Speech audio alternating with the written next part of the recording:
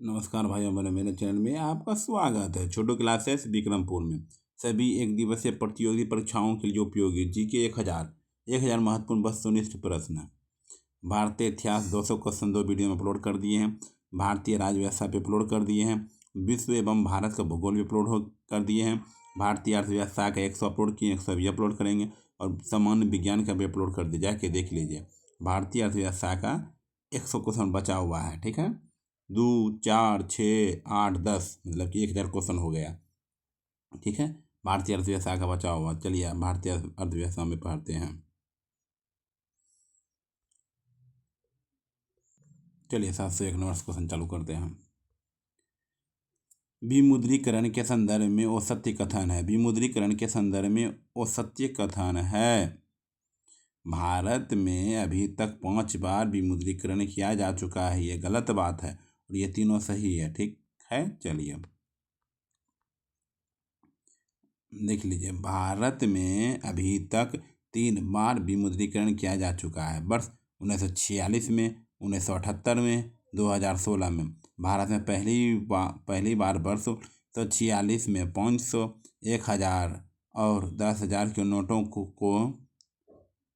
को बंद करने की फैसला लिया गया था। 1954 में पुनः 500 और 1000 और नोटों का प्रचलन किया गया, ठीक है। वर्ष 1978 में भारत के प्रधानमंत्री मोरारजी देसाई की सरकार ने फिर 1000, 5000 और 10,000 रुपये के नोटों का विमुद्रीकरण किया था। 8 नवंबर 2016 में प्रधानमंत्री नरेंद्र मोदी ने 500 व 1000 रुपये के नोटों को प्रचलन में बाहर कर दिया, ठीक। चलिए, भारत सरकार द्वारा पुरानी मुद्रा को समाप्त कर नई मुद्रा का प्रचलन करना क्या कहलाता है। सरकार द्वारा पुरानी मुद्रा को समाप्त कर नई मुद्रा का प्रचलन करना क्या कहलाता है। विमुद्रीकरण कहलाता है। क्या कहलाता है? विमुद्रीकरण कहलाता है। एकीकृत बाल विकास सेवा स्कीम की शुरुआत किस वर्ष की थी। एकीकृत बाल विकास सेवा स्कीम की शुरुआत किस वर्ष की गई थी। 1975 में की गई थी। बफर स्टॉप अवधारणा की शुरुआत किस पंचवर्षीय योजना के अंतर्गत की गई थी। बफर स्टॉप अवधारणा की शुरुआत किस पंचवर्षीय योजना के अंतर्गत की गई थी। चौथी, क्या कर गई थी? चौथी। निम्नलिखित में से कौन सा देश आसियान का सदस्य नहीं है। निम्नलिखित में से कौन सा देश आसियान का सदस्य नहीं है। वेनेजुएला जो है आसियान का सदस्य नहीं है। ओपेक का मुख्यालय कहाँ है। Vienna, Australia. ओपेक का मुख्यालय कहाँ है? वियना, ऑस्ट्रेलिया, ठीक है। भारत निम्नलिखित में से किस संगठन का सदस्य नहीं है। भारत जो है निम्नलिखित में से किस संगठन का सदस्य नहीं है। संघाई सहयोग संगठन, ठीक है। सम्मिलित कीजिए, सही सम्मिलित कीजिए, ठीक। सी नंबर सही है। क्या है? सी नंबर सही है। ओपेक का 1960 में हुआ था। ओपेक 1960। विश्व व्यापार संगठन किस संगठन का उत्तराधिकारी है। उत्तराधिकार है। विश्व व्यापार संगठन किस संगठन का उत्तराधिकार है। General agreement on trade and tariff. General agreement on trade and tariff व्यापार की किस प्रणाली में सरकारी विभागों के ऑनलाइन पोर्टल पर कंपनियों द्वारा वस्तुओं व सेवाएं उपलब्ध कराई जाती है। व्यापार की किस प्रणाली में सरकारी विभागों के ऑनलाइन पोर्टल पर कंपनियों द्वारा वस्तुएं व सेवाएं उपलब्ध कराई जाती है। G2B, G2 बड़ी बी।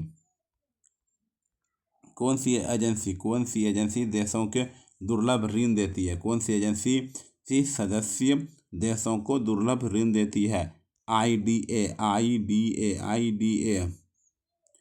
किस संस्था का निर्माण ब्रेटन वुड्स समझौता के तहत नहीं हुआ। किस संस्था का निर्माण ब्रेटन वुड्स समझौता के तहत नहीं हुआ। विश्व व्यापार संगठन, विश्व व्यापार संगठन, विश्व व्यापार संगठन व्यापार की किस प्रक्रिया में ग्राहक आपस में ऑनलाइन खरीद बिक्री करते हैं? व्यापार की किस प्रक्रिया में ग्राहक आपस में ऑनलाइन खरीद बिक्री करते हैं? C2C। सरकार द्वारा उपलब्ध करवाई गई सेवाओं को ऑनलाइन आधार पर उपलब्ध कराया जाता है। सरकार द्वारा उपलब्ध करवाई गई सेवाओं को ऑनलाइन आधार पर उपलब्ध कराया जाता है। बड़ी सी। निम्नलिखित में से कौन सा युग्म सुमेलित नहीं है? निम्नलिखित में से कौन सा युग्म सुमेलित नहीं है? IMF 1947, ये गलत है। अभी IBRD ये सही है, IBRD सही है ये। IDA 1960 में हुआ था। WTO 1995 में हुआ था। ठीक। अंतर्राष्ट्रीय मुद्रा कोष की स्थापना हुई थी। अंतर्राष्ट्रीय मुद्रा कोष की स्थापना हुई थी ब्रेटन वुड्स कॉन्फ्रेंस के परिणाम स्वरूप। विश्व बैंक का अर्थ है, विश्व बैंक का अर्थ है अंतर्राष्ट्रीय पूर्ण निर्माण एवं विकास बैंक। अंतर्राष्ट्रीय पूर्ण निर्माण एवं विकास बैंक। एशियाई विकास बैंक का मुख्यालय कहाँ स्थित है? एशियाई विकास बैंक का मुख्यालय कहाँ स्थित है? मनाली में है। क्या है? मनाली में है। पहली औद्योगिक क्रांति किस देश में हुई थी? पहली औद्योगिक क्रांति किस देश में हुई थी? ग्रेट ब्रिटेन में। भारत की प्रथम औद्योगिक नीति की घोषणा कब की गई थी? भारत की प्रथम औद्योगिक नीति की घोषणा कब की गई थी? 6 अप्रैल 1948 को हुई थी।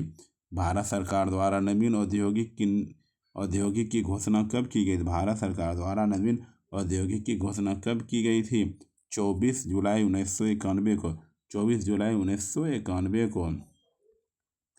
लघु उद्योगों पर निम्नलिखित औद्योगिक नीतियों में से किस नीति प्रस्ताव में अधिक जोर दिया गया? बताइए। 1977 की औद्योगिक नीति में भारत सरकार की औद्योगिक नीति के अंतर्गत सरकारी क्षेत्र के लिए आरक्षित उद्योगों की संख्या है। भारत सरकार की औद्योगिक नीति के अंतर्गत सरकारी क्षेत्र के लिए आरक्षित उद्योगों की संख्या है 2 है। क्या है? 2 है। उदासीनीकरण तथा नियंत्रणों की नीति अपनाते हुए सरकार ने अधिकांश उद्योगों के लिए लाइसेंस की अनिवार्यता को समाप्त कर दिया। वर्तमान नीति में कितने उद्योगों के लिए औद्योगिक लाइसेंस अनिवार्य है? कितने हैं? 4। कितने हैं? 4। भारत में मान्यता प्राप्त स्टॉक एक्सचेंजों की संख्या कितनी है? भारत में मान्यता प्राप्त स्टॉक एक्सचेंजों की संख्या कितनी है? 23 है। क्या है? 23 है। भारत का सबसे पुराना स्टॉक एक्सचेंज है। भारत का सबसे पुराना स्टॉक एक्सचेंज है Bombay stock exchange. Bombay stock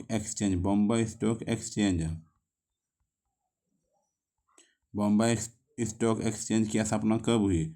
Bombay stock exchange की स्थापना कब हुई? 1875 ईस्वी में। 1875 ईस्वी में राष्ट्रीय स्टॉक एक्सचेंज की स्थापना की संस्तुति 1991 में किस समिति द्वारा की गई थी? फेरवानी समिति। राष्ट्रीय स्टॉक एक्सचेंज की स्थापना की संस्तुति 1991 में किस समिति द्वारा की गई थी? फेरवानी समिति। क्या? फेरवानी समिति। सेबी ने पिछले कई वर्षों से निष्क्रिय पड़े किस स्टॉक एक्सचेंज की मान्यता 9 जुलाई 2007 को समाप्त कर दी? सेबी ने पिछले कई वर्षों से निष्क्रिय पड़े किस स्टॉक एक्सचेंज की मान्यता 9 जुलाई 2007 को समाप्त कर दी, जिससे मान्यता प्राप्त स्टॉक एक्सचेंजों की संख्या 24 से घटकर 23 हो गई। KSE Saurashtra NSE Saurashtra. Bombay stock exchange का शेयर मूल्य सूचकांक है। बॉम्बे स्टॉक एक्सचेंज का शेयर मूल्य सूचकांक है। उपयुक्त सभी है। उपयुक्त सभी है। बॉम्बे स्टॉक एक्सचेंज का संवेदी शेयर मूल्य सूचकांक कितनी कंपनियों के शेयर मूल्यों पर आधारित है? बॉम्बे स्टॉक एक्सचेंज का संवेदी शेयर सूचकांक मूल्य सूचकांक कितनी कंपनियों के शेयर मूल्यों पर आधारित है? 30। क्या है? 30 है। 30।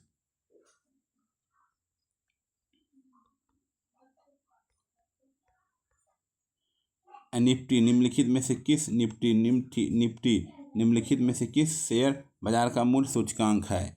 निफ्टी जो है निम्नलिखित में किस शेयर बाजार का मूल्य सूचकांक है? NSE। National stock exchange Bharat का सबसे बड़ा और तकनीकी रूप से अग्रणी स्टॉक एक्सचेंज है। NSE स्थापना 1992 में। मुख्यालय मुंबई। सूचकांक निफ्टी।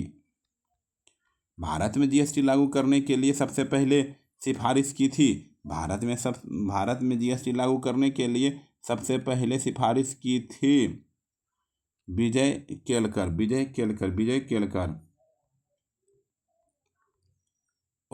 प्रगतिशील का प्रणाली है आय में वृद्धि के साथ साथ करों की दरों में कमी। आय में वृद्धि के साथ साथ करों की दरों में वृद्धि। केंद्र सरकार और राज्य सरकार के मध्य कर राजस्व का विभाजन किया जाता है वित्त आयोग की सिफारिश के आधार पर।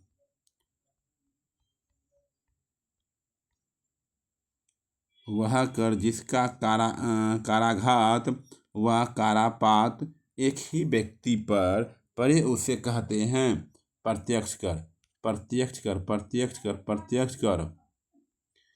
आयकर अधिनियम के अनुसार व्यक्ति का अर्थ है आयकर अधिनियम के अनुसार व्यक्ति का अर्थ है उपयुक्त सभी।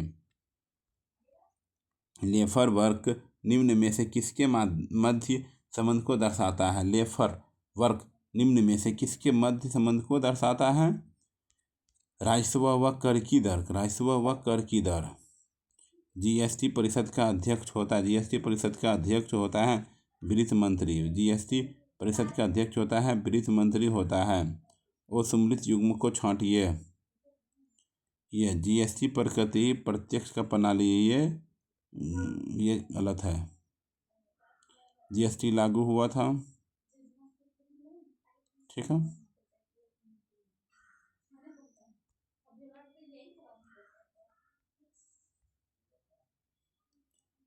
भारतीय संविधान में किस अनुच्छेद के तहत भारतीय संविधान के अनुच्छेद के तहत यह व्यवस्था की गई कि संसद को भारतीय संविधान के किस अनुच्छेद के तहत यह व्यवस्था की गई कि संसद को GST लगाने का अधिकार होगा? अनुच्छेद 246। समान कंपनी में निगम कर की वर्तमान दर है। समान कंपनी में निगम कर की वर्तमान दर है 22%। क्या है? 22% है।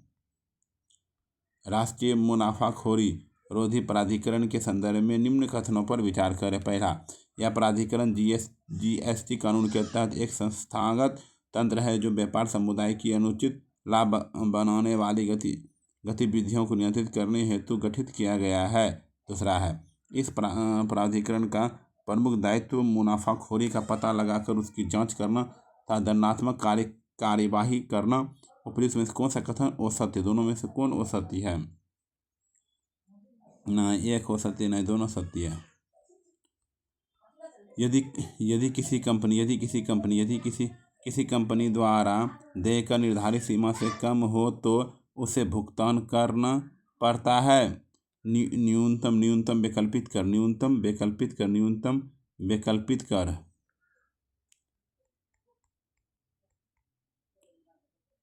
बजट 2021-2022 के अनुसार किस वर्ग को इस वर्ष ITR करने की अपेक्षा से मुक्त कर दिया गया।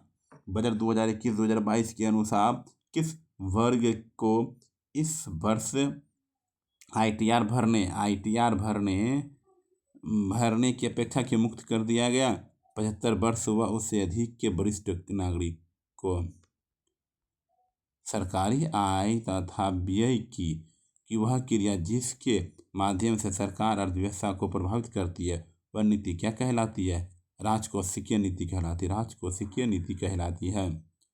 सरकारी बजट के राजस्व खाते की कुल व्यय यदि कुल आय से अधिक हो तो घाटे की मात्रा कहलाती है।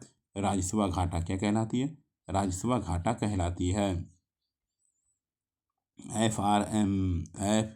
FRBM समीक्षा समिति के संदर्भ में नीचे दिए गए कथनों को ध्यानपूर्वक पढ़ें और दिए गए कूट की सहायता से सत्य कथन को चुनिए। समिति द्वारा ऋण प्रबंधन को राजकोषीय नीति का प्रमुख लक्ष्य माना जाता है। समिति द्वारा राजकोषीय घाटे की सहनीय सीमा को 2.5% माना जाता है। 1 और 2 दोनों क्या है? सत्य है। दोनों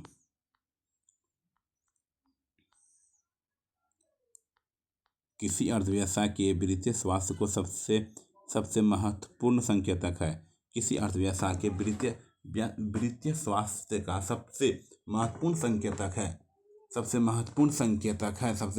संकेतक है राजकोषीय घाटा।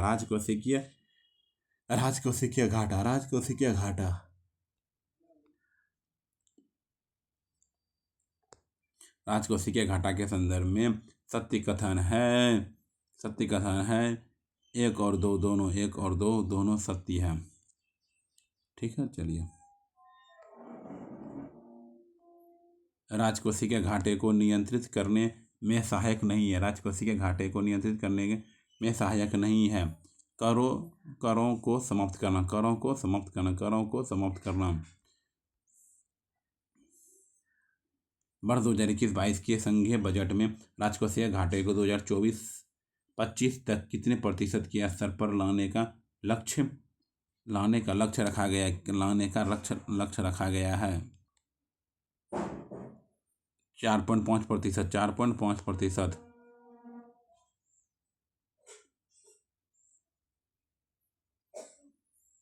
निम्नलिखित में से कौन सा राजकोषीय नीति का उपकरण नहीं है? ब्याज दर क्या है? ब्याज दर। प्राथमिक घाटा बराबर राजकोषीय घाटा माइनस ब्याज भुगतान।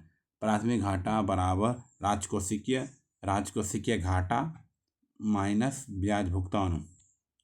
राजकोषीय घाटा का वह हिस्सा जो सरकार नोट छापकर पूरा करती उसे कहा जाता है। राजकोषीय घाटा का वह हिस्सा जो सरकार नोट छापकर पूरा करती है उसे क्या कहा जाता है? मौद्रिक घाटा। क्या कहलाता है? मौद्रिक घाटा कहलाता है। FRBM समीक्षा समिति की प्रमुख सिफारिश उपयुक्त सभी है। क्या उपयुक्त सभी है? उपयुक्त सभी है।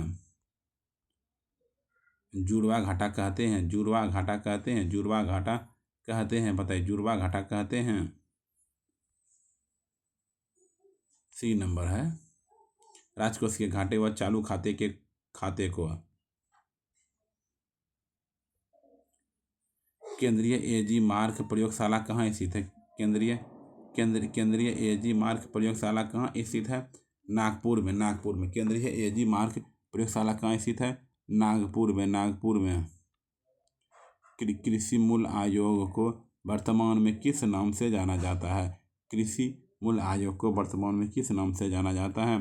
कृषि लागत एवं मूल्य आयोग।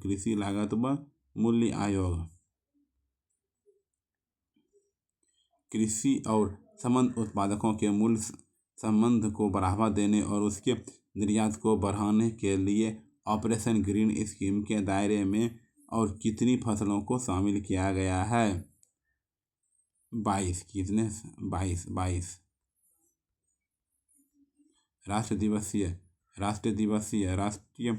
राष्ट्रीय किसान दिवस कब मनाया जाता है? 23 दिसंबर को राष्ट्रीय किसान दिवस कब मनाया जाता है? 23 दिसंबर को राष्ट्रीय किसान दिवस कब मनाया जाता है? 23 दिसंबर को मनाया जाता है। 23 दिसंबर को मनाया जाता है। प्रधानमंत्री मत्स्य संपादन योजना PMM सवाई के अंतर्गत मछुआरों के लिए कितने रुपये आवंटित किए गए हैं? 20,000 करोड़, 20,000 करोड़, 20,000 करोड़, 20,000 करोड़। उन्नत बीज, रासायनिक उर्वरक, कीटनाशी, खरपतवारनाशी, सिंचाई व मशीनीकरण के उपयोग से कृषि उत्पादन में वृद्धि का प्रक्रिया कहलाती है हरित क्रांति। हरित क्रांति, हरित क्रांति। सूची 1 सूची 2 से मिलाइए। गुलाबी क्रांति हो जाएगा, गुलाबी क्रांति झींगा मछली के उत्पादन से, ठीक है। और चल जाएगा सुनहरी क्रांति, चल जाएगा फलों के उत्पादन से। बादामी क्रांति चल जाएगा मसालों के उत्पादन में। रजत क्रांति चल जाएगा अंडा उत्पादन में मुर्गी पालन से, ठीक।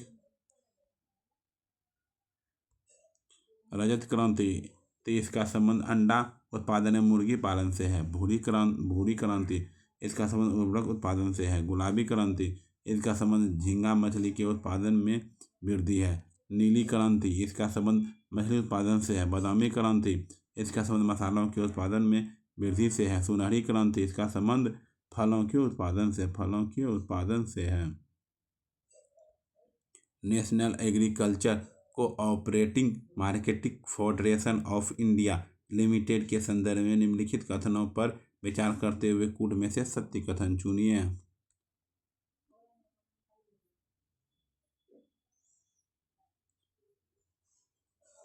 केवल 1 और 3 सही है, ठीक है, केवल 1 और 3 सही है।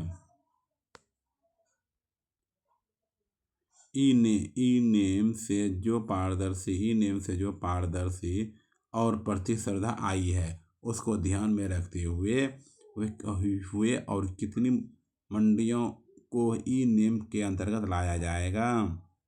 1,000। कृषि तथा ग्रामीण विकास के लिए राष्ट्रीय बैंक नाबार्ड के संदर्भ में किस कथनों पर विचार करते हुए कूट में से सत्य कथन को चुनिए।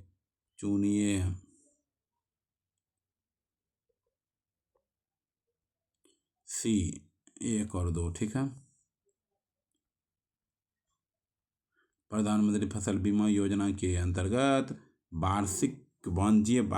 वार्षिक बागवानी फसलों के लिए कितने प्रतिशत प्रीमियम राशि फसल बीमा किया जाता है? 5%। क्या है? 5%।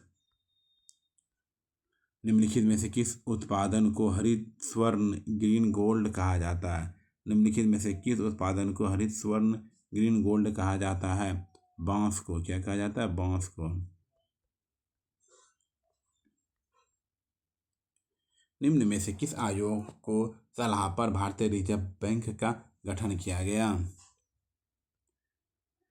निम्नलिखित में से किस आयोग की सलाह पर भारतीय रिजर्व बैंक का गठन किया गया? Hilton young commission. भारतीय रिजर्व बैंक का लेखा वर्ष कब से कब तक होता है? 1 अप्रैल से 31 मार्च तक। भारतीय रिजर्व बैंक का लेखा वर्ष कब से कब तक होता है? 1 अप्रैल से 31 मार्च तक। भारतीय रिजर्व बैंक के गवर्नर के संदर्भ में निम्नलिखित कथनों में विचार करते हुए वे कूट में से सत्य कथन चुनिए। 1 और 2 दोनों सत्य है। रिजर्व बैंक का प्रधान कार्यालय है रिजर्व बैंक का प्रधान कार्यालय है मुंबई। रिजर्व बैंक का प्रधान कार्यालय है मुंबई है। क्या है? मुंबई है। रिजर्व बैंक के सहायक कार्यालय निम्न में से किस स्थान पर नहीं है? बंगलुरु। किस स्थान पर नहीं है? बंगलुरु।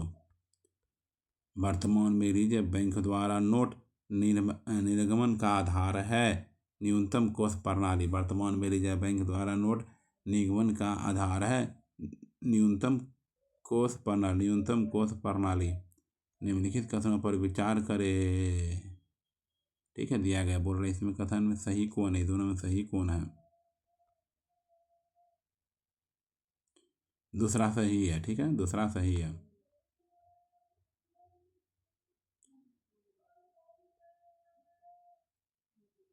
निम्नलिखित में से कौन सा आरबीआई का कार्य नहीं, आरबीआई का कार्य नहीं है। कृषि विकास के लिए किसानों प्रत्यक्ष रूप से धन आवंटित करना। भारत में सिक्कों की ढलाई का काम कौन करता है। भारत में सिक्कों की ढलाई का काम कौन करता है। वित्त मंत्रालय। कौन करता है। वित्त मंत्रालय करता है। भारतीय रिजर्व बैंक से संबंधित निम्नलिखित कथनों का अध्ययन कर नीचे दिए गए कूट में से सही उत्तर चुनिए।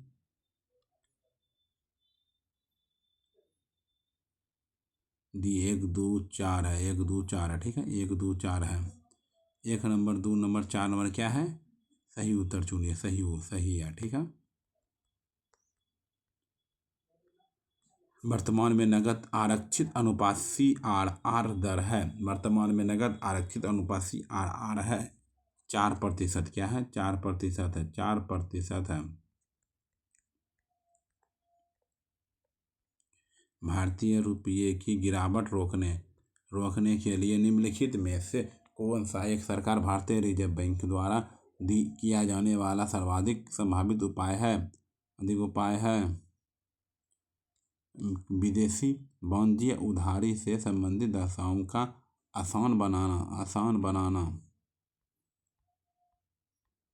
एक राष्ट्र एक राशन कार्ड योजना के संदर्भ में कौन सा कथन हो सकती है। एक राष्ट्र एक राशन कार्ड योजना के संदर्भ में कौन सा कथन हो सकती है। पहला नंबर हो सकती है। ठीक है, ये सही है, ये सही है, ये सही। ठीक है। व्यापार सुगमता सूचकांक 2020 में भारत का स्थान कौन सा है। व्यापार सुगमता सूचकांक 2020 में भारत का स्थान कौन सा है। 63वां है। कौन सा है, 63वां है। मानव विकास सूचकांक HDI 2020 में दृष्टि से भारत का प्रस्तावक प्राप्तांक कितना है। मानव विकास सूचकांक HDI 2020 में दृष्टि से भारत का प्राप्तांक कितना है। 0.645। मानव विकास सूचकांक 2020 के प्राप्तांक के अनुसार भारत कौन सी श्रेणी में आता है। मध्यम मानव विकास। वैश्विक शांति सूचकांक GPI 2021 के अनुसार विश्व का अशांत देश कौन सा है। अफगानिस्तान है। वैश्विक शांति सूचकांक GPI 2021 के अनुसार विश्व का अशांत देश कौन सा है। अफगानिस्तान है। क्या है, अफगानिस्तान है। वर्ल्ड हैप्पीनेस रिपोर्ट 2021 की सूची में भारत का स्थान कौन सा है। 139वां है। 139वां। करप्शन इंडेक्स 2020 के भारत का कौन सा स्थान है। 86वां। करप्शन में 86 नंबर पे है। ठीक है, 86 नंबर पे है। निम्नलिखित में किस सूत्र की सहायता से बेरोजगारी की दर ज्ञात की गई है। बेरोजगारों की संख्या बटे श्रम शक्ति गुना 100। श्रम शक्ति गुना 100। श्रम बल से क्या तात्पर्य है। व्यक्तियों की वह संख्या जो वर्तमान मजदूरी पर काम के योग्य एवं इच्छुक हैं। लेखांकन की मिलान अवधारणा से आशय है। एक अवधि के खर्चे उसी अवधि के आगम से मिलने चाहिए।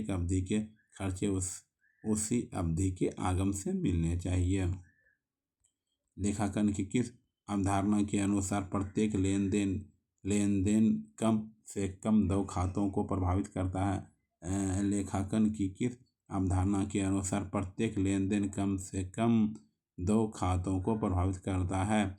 द्विपक्षीय अवधारणा, द्विपक्षीय अवधारणा किसानों की आय को दोगुना करने के लक्ष्य पर नीति आयोग द्वारा गठित उच्च स्तरीय समिति का अध्यक्ष कौन था? देवेंद्र फडणवीस। कुपोषण की समस्या से निपटने के लिए फोर्टिफाइड चावल स्कीम का लक्ष्य रखा गया है? कुपोषण की समस्या से निपटने के लिए फोर्टिफाइड चावल स्कीम का लक्ष्य रखा गया है वर्ष 2024 तक। भारत में वित्तीय समावेशन सूचकांक कौन जारी करता है? RBI। भारत में वित्तीय समावेशन सूचकांक कौन जारी करता है? RBI। कौन जारी करता है? RBI।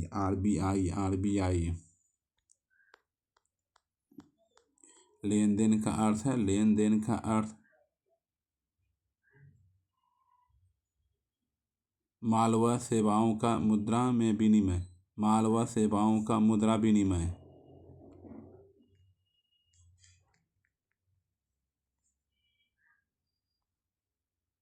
UNCTAD द्वारा जारी विश्व निवेश रिपोर्ट 2021 के अनुसार वर्ष 2020 में भारत का विश्व में कौन सा स्थान रहा है? कौन सा स्थान रहा है? 5वां। कौन सा स्थान रहा है?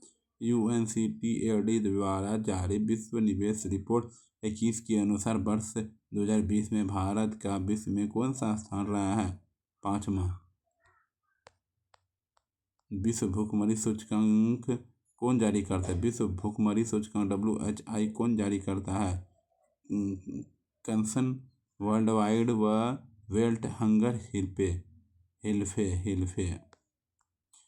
अंत्योदय अन्न योजना की शुरुआत कब हुई? अंत्योदय अन्न योजना की शुरुआत कब हुई? वर्ष 2000 में। पीएम शहरी आवास योजना कब आरंभ की गई थी? पीएम शहरी आवास योजना कब आरंभ की गई थी? जून 2015 में। Subscribe, like, share, comment. ठीक, थैंक यू।